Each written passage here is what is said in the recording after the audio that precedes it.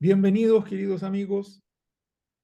Esta es una nueva serie que estamos lanzando que se llamará La entrevista de Mario Weisblut, en la cual me dedicaré sistemáticamente, más o menos una vez por semana, a entrevistar a distinguidos integrantes del movimiento Amarillos por Chile, en distintos temas, para que ustedes además puedan ver la variedad de personas y el potencial intelectual que tenemos detrás de este movimiento. Sin más, entonces, con esto les introduzco a nuestro amigo Žarko Luksic, quien es el coordinador del equipo constitucionalista de los Amarillos. Žarko es abogado de la Universidad de Chile, doctor en Derecho de la Universidad Complutense de Madrid, ha sido diputado, fue diputado durante nada menos que 12 años, algo conoce de lo que es esta vida parlamentaria. También, por el otro lado, desde el Ejecutivo ha sido ex subsecretario del Trabajo y actualmente profesor de Derecho Constitucional, tanto de la Universidad de los Andes como de la Universidad de Magallanes. Žarko, muy bienvenido. Muchas gracias por la invitación, Mario. Ok, vamos a comenzar entonces. Y lo primero que te quiero pedir es una opinión, no solo tuya, sino también del grupo de los amarillos que están trabajando en los temas constitucionales, acerca de este proceso constitucional en general. Mi duda personal, te la digo al tiro, es ¿qué tanto este proceso no estará demasiado amarrado, como critican algunos, con bordes predefinidos, una comisión de expertos? ¿No se estará tal vez acotando demasiado el trabajo de la convención y los constituyentes que se elegirán? ¿Qué opinas tú entonces del proceso completo hasta que terminemos con una nueva constitución? Sí, el proceso, como tú bien lo señalas, no es un solo acto, y tampoco es una sola instancia. Estamos hablando de al menos tres instancias y podríamos denominarle, y también acompañado un documento guiador de las distintas instancias. El documento son las bases, son 12 bases que se acordó el año pasado y ¿qué fue lo que se acordó por parte de todas las fuerzas políticas? Se acordó que estuvieran incluidos en el futuro texto constitucional. ¿Qué significa? Que hay una suerte de bitácora o carta de navegación que va a tener presente el proceso y sus diversas instancias. De las instancias se crearon tres. Una, la que está trabajando, que es el comité de expertos. Después hay un comité de admisibilidad que se encarga de que esas bases, esas 12 bases, se cumplan. Y por último está el Consejo Constitucional. El trabajo, yendo ahora hoy derechamente a tu pregunta, yo creo que ha sido hasta ahora un trabajo bastante ejemplar. ¿En qué sentido ejemplar?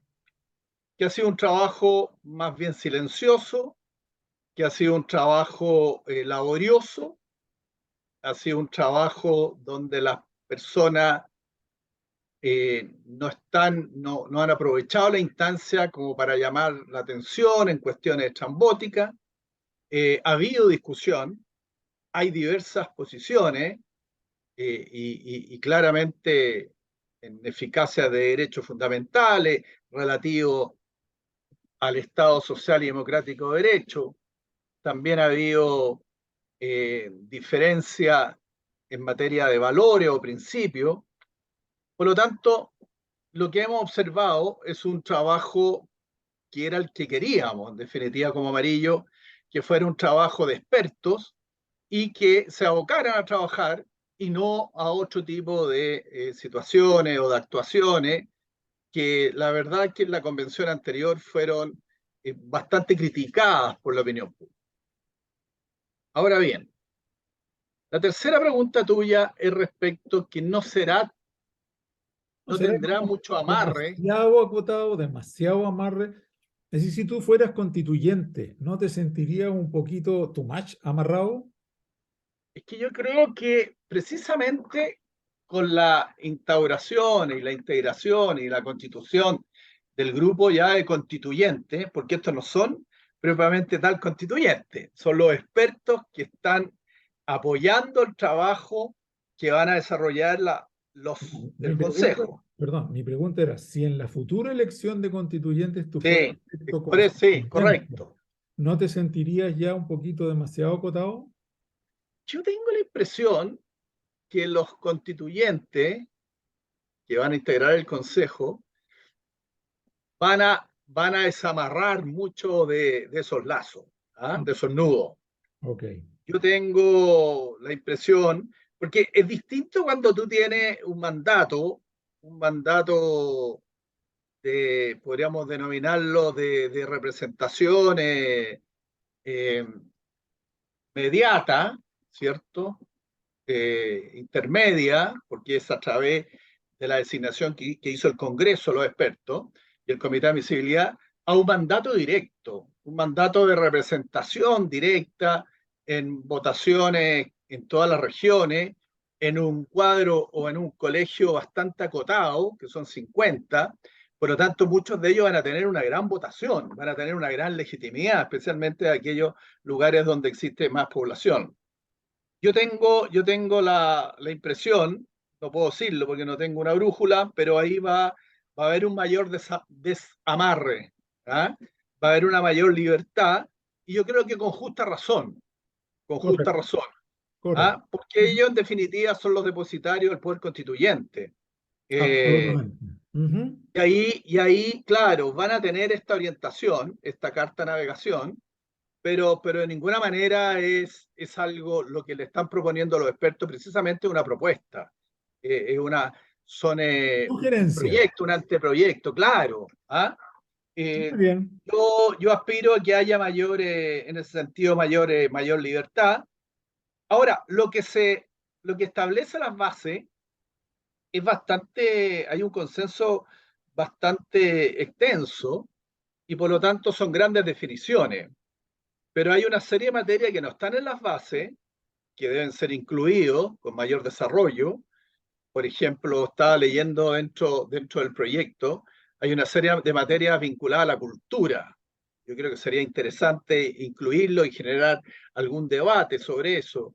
El desarrollo, por ejemplo, del medio ambiente, de la protección del medio ambiente y un desarrollo sustentable.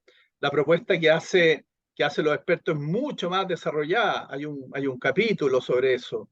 En materia de los pueblos originarios, derecho pueblo originario, no se habla de nación indígena, pero sí de pueblo originario, también se desarrolla la participación directa a Claro, través claro. de Ujú. plebiscito. Por lo tanto, yo creo que tenemos harto espacio para generar debate y discusión, Ok, y, y quizá agregar a estas bases que las bases son bien mínimas en ese aspecto. ya. Perfecto. Me queda bastante claro, Sarko. Quisiera pasar a una segunda pregunta. Yo leí y vi hace poco un documento en el cual tú participaste junto con Ignacio Irarrázaval y algunas otras personas sobre descentralización en la Constitución. ¿Tú Sí. podrías a los escuchas y televidentes de este programa darle en 3 bullets qué es lo central de la proposición en materia descentralizadora, perdón, a nivel constitucional que estamos proponiendo como amarillos? A ver, en primer lugar, la definición es de un Estado unitario y descentralizado. Por lo tanto, dentro de las categorías de los estados, que son principalmente tres, que es un Estado unitario, un Estado intermedio, algunos, la doctrina lo llama regional, y un Estado federal. Nosotros estamos más bien entre un Estado unitario y un Estado intermedio regional. Hemos Ok, querido ponerlo como Estado unitario descentralizado, más bien dicho, las bases lo señalan así, porque descartamos que sea un Estado federal y descartamos un Estado regional como el italiano y como el español, porque esos son bastante federales, son bastante federales. ¿Y cuál es el punto principal o la característica de estos estados italiano, español y los federales propiamente tal? Primero es que las entidades territoriales, llámese regiones, tienen potestad de ley, pueden crear leyes, pueden crear leyes. La diferencia con la ley nacional es un tema meramente de competencia, que no es un tema de jerarquía, tienen la misma jerarquía. Lo que sí es que la ley regional, para que lo puedan entender, se va a abocar en aquella materia que le dice la Constitución. Vamos a poner un ejemplo. Si la Constitución le dice que la materia que va a poder legislar es sobre la administración de parques nacionales para el turismo o para la mantención y conservación de esos parques nacionales, esa norma va a valer y esa norma va a ser la que va a tener que dictar las distintas regiones. Pero es una norma de ley, ¿ya? Es una norma de ley. Sarko, tú estarás de acuerdo conmigo en que hoy día estamos centralizados hasta la náusea. Hasta las náuseas. Hasta las náuseas. Plenamente de acuerdo ¿Será contigo. suficiente con eso o hay que profundizar más en la descentralización? No, Siendo no, un no, no, Estado, no. Mario, lo que te estoy diciendo es por qué no optamos por lo federal. No queremos transformar, no queremos que las regiones tengan parlamento, para serte claro y preciso. ya, ¿Ya? está Eso es bien. uno. Dos, ¿qué queremos? ¿Qué queremos? Queremos que las regiones efectivamente se les transfieran competencias importantes en materia para que ellos tomen las decisiones y la administren y la ejecuten. Por ejemplo, yo creo que todo lo que es vialidad, construcción de caminos, construcción de puentes, construcción de puertos, eso lo deberían tener las regiones. Ahora, dentro de un marco presupuestario y también de coordinación con el gobierno central, Pero con el gobierno central y con las demás regiones. aterricemos eso. Suponte que estamos Aterricemos. en la región del Maule y que el Maule le pide al gobierno central, mire, pásame para acá vialidad, la vialidad local, ¿no es cierto?, de la región, con todo el presupuesto y con el personal de vialidad que trabaja con nuestra región. Hasta ahora esa posibilidad de pedirlo existe, lo que pasa es que el MOB se ha negado siempre. ¿Se va a poder negar Claro. ahora? No se va a poder negar en la medida que se establezcan, y ahí había una idea tuya, que la quiero señalar, que yo al principio tenía mi resquemores. Yo creo que la Constitución debería establecer algunas materias que van a tener que ser traspasadas inmediatamente. Un listado de materias. Pocos. La administración forestal, la administración de parque, por ejemplo, turismo, vialidad. No me atrevería en materia de salud y en materia de educación. Todavía no. No me atrevería. No me atrevería. Pero sí, las otras materias se las dejaría a una ley especial que transfiera esa competencia de acuerdo a un principio muy importante, o dos principios importantes. Uno, la gradualidad y después de un equilibrio fiscal y presupuestario.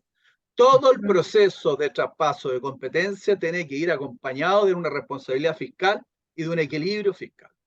Correcto. Y ahí pasamos a otro tema, que es el tema del financiamiento, ¿cierto? Yo creo que ahí debería haber un orden, una conducción de parte del centro, de la dirección de presupuesto. Y sí entregar algunos impuestos o unas cargas o algunos tributos a las regiones, pero las menos posibles. Muy bien dicho, porcentaje de alguna patente. Otros me habían hablado generar incentivos para que las empresas se trasladen a regiones, para que puedan cargar impuestos en las regiones. Estoy pensando en la ENAP, estoy pensando en Codelco. Codelco, la central no tiene por qué estar en Santiago, Codelco. Debería estar en Antofagasta o en el norte. No me atrevería a decir en un lugar determinado. Pero Oye, sí. solo para explicarle a nuestros televidentes. Calama es probablemente la capital mundial del cobre. Yo creo que no hay ningún distrito comuna en el mundo que produzca más cobre que Calama y sus alrededores. Y Calama vive en la pobreza. No puede ser, o sea, es una cuestión de locura. ¿A eso es lo que tú te estás refiriendo? A eso me estoy refiriendo, Mario. A eso me estoy refiriendo. Generar incentivo para que ese tipo de empresas se radiquen en las regiones. Materias forestales, materias salmoneras, materia de recursos naturales, etcétera, deberían estar en la región y ahí el Estado generar algún tipo de incentivo para que se queden ahí o desincentivo cuando se vengan a Santiago o a las grandes urbes. Correcto. ¿Algo más que agregar en descentralización antes de que te haga otra preguntita? Yo creo que es importante, Mario, que esto no va a significar que el gobierno local, que el gobierno de las municipalidades sufran un desmedro. Yo creo que igual tenemos que preocuparnos porque mal que mal la municipalidad, el que más está cerca a la población y a la comunidad. Por lo tanto, no va en desmedro, sino que hay principios de coordinación, principios de cooperación, que son muy importantes tenerlos presentes. Y ahí también se establece un mecanismo, yo me alegro que lo hayan hecho los expertos, un mecanismo de participación directa a través de consulta y plebiscito eh, de parte de estos gobiernos locales y gobiernos regionales. Perfecto. Me voy a ir a otro tema ahora, Sarko. A mi modo de ver, si bien por supuesto que la descentralización es importante establecerla en la Constitución, lo central de una Constitución es establecer el sistema político. Ahí es donde se juega el futuro de largo plazo del país. ¿Qué opinas tú sobre lo que se está proponiendo o lo que se debiera proponer en materia de gobernabilidad y del sistema político y de partidos del país? Bueno, en primer lugar, yo tengo hay una discusión pendiente respecto al sistema de gobierno. El sistema de gobierno, lo que proponen los expertos, es un sistema presidencial. Yo tengo mi duda y sería interesante generar un debate donde descentralizar más el poder, además de la descentralización territorial, estoy hablando de una descentralización de carácter más horizontal ahora. Descentralizar el poder del gobierno, quizás entre un presidente de la República, que es jefe de Estado, y una suerte de primer ministro o premier que tenga la confianza y el apoyo del Parlamento. Yo tengo, yo tengo la impresión que es importante descentralizar este poder excesivo, omnímodo que tiene cesarista, que tiene el presidente de la República en nuestro país. Ahora, yo entiendo que el sistema presidencial genera mucha tranquilidad porque dice que hay mayor orden, está concentrado en una persona, pero eso es cuando lo hace bien. Si cuando empiezan a hacerlo mal o o se debilita ese poder por malas decisiones o por no tomar decisiones, que ha pasado con presidentes en nuestra patria en materia de orden y seguridad y en otro tipo de materia, la verdad es que es un desastre. Entonces, Estoy full de acuerdo contigo, Oscar, full de acuerdo. entonces yo sería más de la idea, yo encuentro que fueron un poquitito apresurados, bueno, pero una opinión personal, Yo respecto la al sistema de comparto, ¿eh? gobierno La comparto.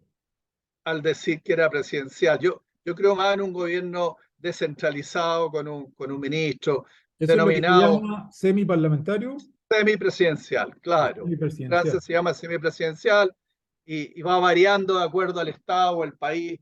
También hablamos ahí de una distribución como de competencia, de atribuciones. El presidente tiene unas atribuciones exclusivas, que son la mayoría, y especialmente algunas que son privativas, relaciones exteriores, orden y seguridad, Fuerzas Armadas, etcétera, eh, justicia, y por el otro lado tenemos la del primer ministro o premier. Ese es por un lado. Segundo, para que funcione ese sistema, Mario, y en los países que funciona, tiene que haber pocos partidos. Sí, no, es que esta es una chacra, po. O sea, esto ya es una chacra, ¿no? Porque requiere, si tú realmente quieres que el sistema funcione, el Parlamento tiene que ser extraordinariamente responsable, tiene que ser muy responsable y tiene que haber orden de partido ahí. Y para que haya orden de partido, tienen que haber pocos partidos. ¿Ah? De tal manera que la búsqueda del acuerdo sea algo más fácil, sea algo más ligero, y no tan engorroso como es hoy día, arriba de 20 partidos, me hablan de 21, 22 partidos. Es una locura, es una locura. Poner de acuerdo a 22 agrupaciones, 21 agrupaciones, realmente es una verdadera locura. No, y no Por lo solamente tanto, ponerlas de acuerdo, sino que ese partido que tiene por ahí un diputado o un senador empieza a cobrar por sus votos. claro, Y, oye, yo te claro, apoyo, pero, ¿no es cierto? Me dais esta otra cosa y empieza a negociar votos por prebendas. No puede ser, ¿no? exactamente. Y se generan caudillajes locales que son tremendamente nocivos para la política nacional. Está muy bien que se cree un caudillaje, pero bueno, que vaya de gobernador regional o si quiere que vaya alcalde. Pero es muy perjudicial, ¿ya? Y muy tóxico cuando ese tipo de caudillaje se instalan en el gobierno nacional. Entonces te empiezan, como tú bien dices, te empiezan una negociación prácticamente individual, ¿ya? Y se pierde el sentido del bien común, se pierde el interés general de la nación. Por consiguiente, entonces tenemos que buscar una fórmula para reducir el número de partidos. Para ello han surgido las fórmulas de otros países, los alemanes tienen fórmulas. Eh, una fórmula es un sistema mayoritario electoral, pero hemos visto en amarillo que eso que es contrario a la cultura chilena. Chile siempre ha tenido una pluralidad de ideologías, de partidos, de agrupaciones. Y eso ha sido siempre, por lo menos durante todo el siglo pasado, al menos, ¿cierto? Por consiguiente, tenemos que hacernos cargo de esa tradición política, cultural, pluripartidista, pero por el otro lado también tenemos que convenir en pocos partidos. De tal manera que el sistema electoral debería ser proporcional, pero con una serie de requisitos o de vallas para que se mantenga ese partido y para que se mantenga el parlamentario. Uno de ellos es un porcentaje de los votos a nivel nacional. Es decir, tú para mantener un partido, para tener representación, o por lo menos para tener representación en el Parlamento, tu partido debe tener al menos un 5% de los votos a nivel nacional. ¿Ya? Eh, lo otro también que se ha hablado es que las elecciones eliminar y prohibir los pactos electorales, de tal manera que el pacto se genere una vez que ha sido elegido y una vez que tiene la representación en el Congreso. Ahí, Correcto. ese es el lugar donde tú definitiva negocias un programa de gobierno o una política pública determinada, pero no antes, porque al Bueno, final los pactos ni siquiera tienen programas de gobierno comunes, sino que simplemente es un pacto circunstancial para sacar un representante. Entonces, ahí ya tenemos tres como características, dentro de ellas habrían dos vallas. Y lo otro, que yo creo que sería bueno y que están en otras constituciones, es lo que se denomina el mandato programático. Chile, que es propio de un sistema presidencial, está asociado a que el mandato que recibe el parlamentario es un mandato general, es el mandato que me lo dio en definitiva los que me eligieron, los electores que me eligieron y el distrito, la circunscripción que me eligió, es el cual yo represento. Pero hoy día, si queremos efectivamente que haya una cierta disciplina política, una disciplina en el trabajo legislativo, la gente tiene que saber de antemano qué es lo que estás tú pensando y cuál va a ser tu programa. ¿podrías darme un ejemplo de mandato programático para ti que te eligieron diputado Sarko Luksic en Te, voy aquella a, época? te lo voy a decir inmediatamente, te lo voy a poner en una cuestión que puede ser discutida. Hoy día que están discutidos las órdenes el tema del orden y la seguridad, un partido que decida eh, la pena de muerte como sanción en el caso de los homicidios calificados, cuestión que Chile fue derogado, ¿ya? O en el parricidio, o en el... De tal manera, ahí tiene un ejemplo. pero que la gente sepa de antemano que ese partido está en contra de la pena de muerte, ¿ya? O en materia económica. Mire, nosotros vamos a poner un énfasis en la educación y queremos que la educación superior sea gratuita, pero dígalo. O Correcto. vamos, ¿me entiende? De tal manera que cuando la gente lo observe y diga, estos tipos son unos verdaderos demagogos que por conseguir los votos nos dijeron esto, pero al momento de decidir, de votar, votan de otra forma. Pero eso además te permite, Mario, que si un diputado se sale del mandato, bueno, el partido tiene todo el derecho de expulsarlo. Mira, Tiene todo el lo que tú derecho a estás expulsarlo. diciendo es muy clave. Se ha dicho mucho que en el mundo y en Chile hay una crisis de representatividad política, de que la gente no se siente representada por los políticos que elige. Esta fórmula que tú planteas sería esencialmente para que la gente se sienta más representada por los parlamentarios que elige. Y en ese sentido me parece una fórmula súper importante. Mira, los alemanes incluso, los alemanes son bien increíbles. Bueno, ellos tienen un sistema parlamentario. Ellos cuando censuran a su primer ministro y a su gabinete, el censurador tiene que presentar un programa, de tal manera que la gente sepa que está censurando y está pidiéndole en definitiva nuevas elecciones, pero con un programa. De tal manera, se llama la censura constructiva. Es decir, que no es censurar, no es el deporte por votar gobierno, que el gran problema que tiene el sistema parlamentario, que al final se puede transformar. Los italianos a veces hubo un tiempo que lo tenían, que votaban gobierno de manera absolutamente como ametralladora. No, aquí tiene que haber una censura, en este caso del primer ministro, si estamos pensando en un sistema semipresidencial o semiparlamentario, y esa censura, lógicamente, debería ir acompañado de un programa constructivo en la idea del mandato, de un Perfecto. mandato imperativo o mandato programático, podríamos denominarlo, mandato asociado al programa. Yo le quiero hacer notar a los oyentes que estos temas que estamos conversando ahora, mucha gente los puede considerar áridos, pero esta aridez es la que define el futuro político de los países. Y por eso es que es tan importante que difundamos estas ideas y que la gente piense muy bien cuando vaya a ir a votar por la nueva constitución, a lo mejor por ahí de fines de este año, si es una constitución que los representa en estas cuestiones que estamos conversando. Y con esto te quiero hacer la última pregunta, Sara. Mucha gente y muchas encuestas han expresado desinterés por este nuevo proceso.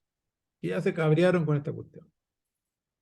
Me contaban hoy día al almuerzo gente que tiene muchos vínculos con los republicanos, que los republicanos ya andan diciendo que no van a ir a votar. Que el PC dice que ya no va a ir a votar porque esta es una constitución reaccionaria, sin haberla leído todavía. ¿Qué le dirías tú a la gente que está mostrando desinterés en este nuevo proceso constitucional? Algo muy simple, Mario. Los únicos interesados en que no consigamos un gran acuerdo y que haya un gran apoyo de la ciudadanía son los extremos. Son los extremos. Y tú nombraste claramente a dos extremos. Y pueden haber otros más. Y pueden haber otros más. No les interesa la Constitución. Son posiciones absolutamente radicalizadas, son posiciones que les resulta muy difícil llegar a acuerdo, les resulta muy difícil obtener consenso, son posiciones que le han hecho muy mal a Chile, además. Yo creo que esas posiciones radicales fueron las que nos trajo consigo una dictadura que duró 17 años, porque atrás del régimen militar había un grupo de gente que quería que siguiéramos en esa situación. Si esa misma gente que llamó al golpe de Estado le hubiera dicho que se fueran a los militares, habría sido otra cosa. Pero hay gente que no cree en la democracia, Mario. Hay gente que no cree, definitivamente no cree en la democracia. Tanto en el extremo derecho como en el extremo izquierdo. Y la tarea de nosotros, como amarillos, es denunciarlo y decirlos claramente. Y no quedarnos pacíficos y pasivos. Porque yo, como Absolutamente. tú, yo he escuchado esa posición y siempre está escondida o disfrazada de una suerte, no, es que yo soy independiente, no, es que yo soy apolítico. Hoy día yo quiero llamar responsablemente a ser político. Discutir estos temas es preocuparse de la ciudad, preocuparse de la poli, el ser político griego. Entonces, yo creo que son muy dañinos, Mario, y efectivamente van ganando en momentos de crisis, de frustración, donde empiezan a pasarlo mal con temas económicos, donde efectivamente la delincuencia aumenta, hay una tendencia a radicalizar y no buscar estos grandes acuerdos. Yo creo que ahí nosotros tenemos que ser tremendamente consecuentes y perseverantes. Muchas gracias, Sarko. Estamos llegando ya al final de esta que es la primera edición de la serie que esperemos se llame La entrevista de Mario Aislud. Y antes de terminar, me quiero poner más de este color. Tengo una buena noticia para darles. Los amarillos estamos a punto de convertirnos en partido político en pocos días más. Hoy día hablé con nuestro secretario general y ya es cosa de días que cumplamos con las cuotas necesarias de inscritos. Y por eso yo le pido a los que nos están escuchando que si creen en las cosas que estamos conversando, que entren al sitio web de amarillosporchile.cl y se inscriban. Mientras más grande sea nuestro futuro partido Amarillos por Chile, más fuerte vamos a hacer al centro político del país. Y con eso, amigas y amigos, no sé si tú te quieres despedir de la audiencia, y yo también me despido. ¿Alguna palabra final, Sarko? Muy corto, felicitarte, Mario, y agradecerte. Tu contribución, Amarillo, fue fundamental, no solamente porque somos fundadores, porque son muchos fundadores. Te lo quiero decir y lo quiero decir públicamente, ¿ya? Porque muchas veces uno lo dice para callado, lo dice. No, de verdad, ha sido fundamental. Y te quiero agradecer porque tú eres un hombre con una gran facilidad comunicadora. Te quiero agradecer el trabajo que estás haciendo y despertar conciencia, porque a través de la comunicación uno despierta conciencia y levanta alerta. Y ya hemos levantado unas cuantas alertas. Así que muchas gracias, Mario, por haberme invitado y por haber sido el primero, la verdad. Para mí es un privilegio. Muchas gracias por tu claridad constitucional, Sarko. Y con esto nos despedimos, amigos.